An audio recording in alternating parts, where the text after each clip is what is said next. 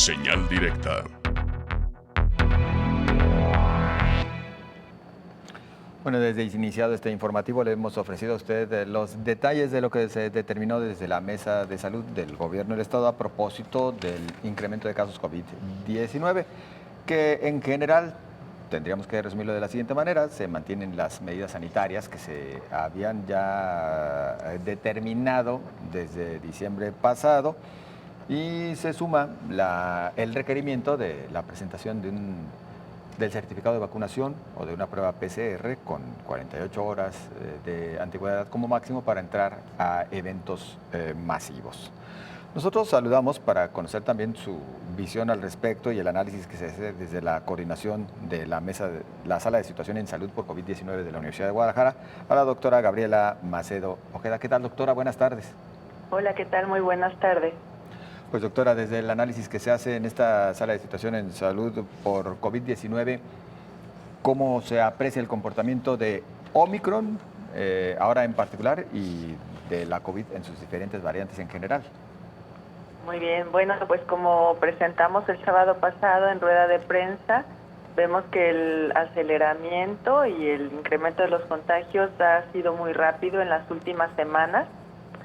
Ya presentábamos ahí que a partir de la semana del 19 al 25 de diciembre es que se comienza a ver un incremento en ese momento de 251 casos respecto a la semana previa, y para ejemplificar un poco cómo ha ido incrementando la aceleración, a la siguiente semana, es decir, del 26 al 1 de enero, eran ya casi mil casos de diferencia respecto a la semana previa.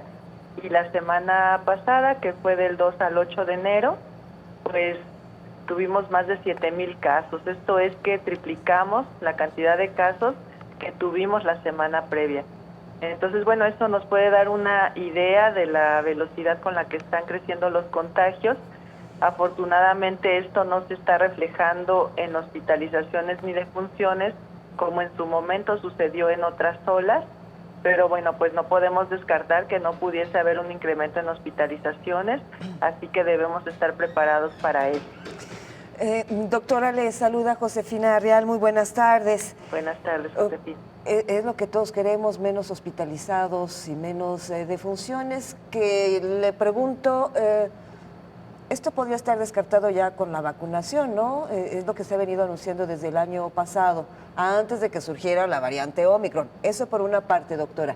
Número dos, durante el resumen nacional e internacional dábamos cuenta que la farmacéutica Pfizer acaba de anunciar su nueva vacuna emergente, eso es importante, todas han sido emergentes hasta este momento, contra la Omicron, y que la va a tener lista para en marzo.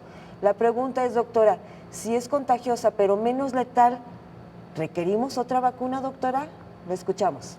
Ok, bueno, respecto a la primera pregunta en relación a si la vacunación tiene que ver en que haya menos hospitalizaciones y defunciones, definitivamente sí.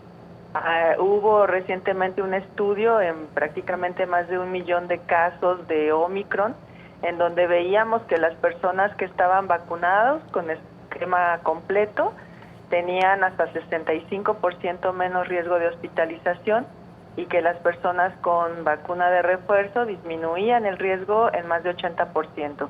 Entonces, definitivamente la vacunación es algo que está impactando en que no tengamos los panoramas que tuvimos antes. Por otra parte, en relación al anuncio de Pfizer, sí también lo revisábamos, y pues es algo que hay que valorar.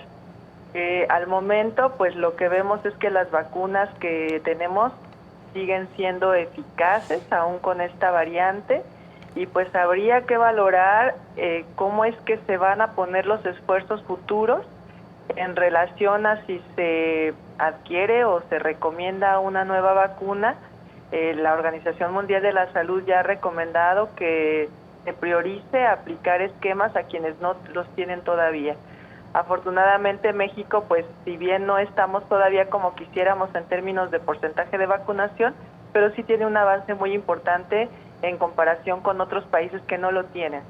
Entonces ahí la recomendación de la OMS y de muchos expertos es que se priorice completar esquemas primero en las personas que no han podido acceder a la vacunación.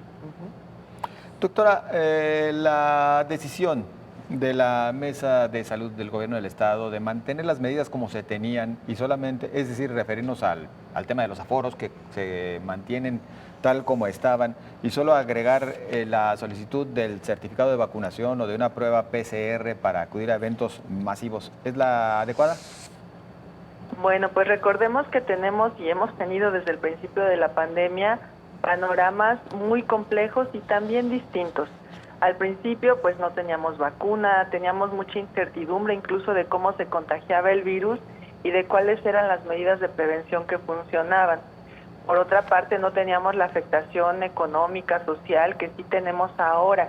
Realmente sería de un impacto muy grande ahora tomar medidas como las tomamos o como se tomaron, como recomendamos y como se tomaron en un inicio. Entonces todo esto se debe considerar.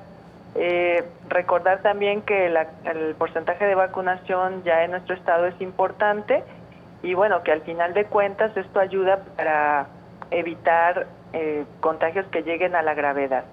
Recordemos también que tenemos responsabilidades individuales y responsabilidades compartidas.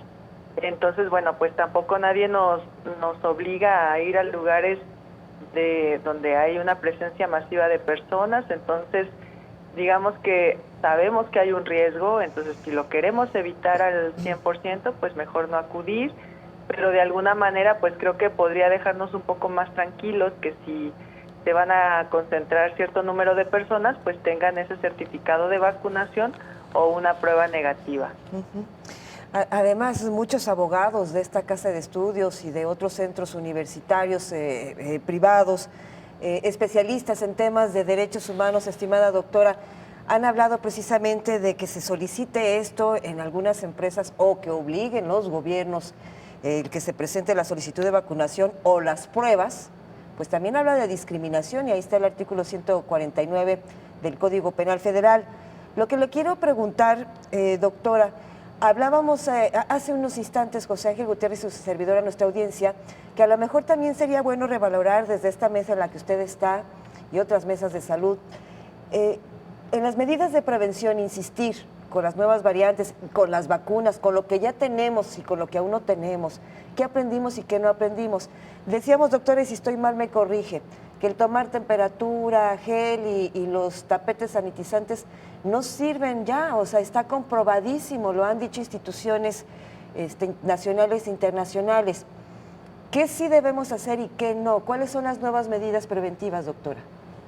Sí, claro, esto es muy, muy importante porque a veces se dedican muchos esfuerzos todavía a cuestiones que no son tan relevantes, porque pues como bien dice Josefina, ya se ha probado que no son eficientes. Entonces, ¿qué sabemos que sí funciona? Pues de entrada, la vacunación, ¿no? Eso ya se dijo, y muy importante invitar a las personas que puedan recibir un refuerzo a que lo hagan, y nuevamente reiterar la invitación a quienes no lo han hecho, que también lo hagan. La evidencia científica ahí está. Por otra parte, pues también se ha comprobado una y otra vez que el uso correcto del cubrebocas es una medida que funciona. Ya sabemos cómo se transmite el virus, principalmente es por aerosoles, entonces el cubreboca nos protege. ¿Qué cubrebocas son los más eficientes? KN95, N95 o quirúrgico de triple capa son los que realmente nos proveen una protección. Por otro lado, la ventilación de espacios es también una medida muy importante porque pues evita que se concentre ese virus en lugares donde puede haber más de una persona. Entonces, ahí también hay que poner especial atención. Y bueno, la cuestión de evitar aglomeraciones también es una medida importante.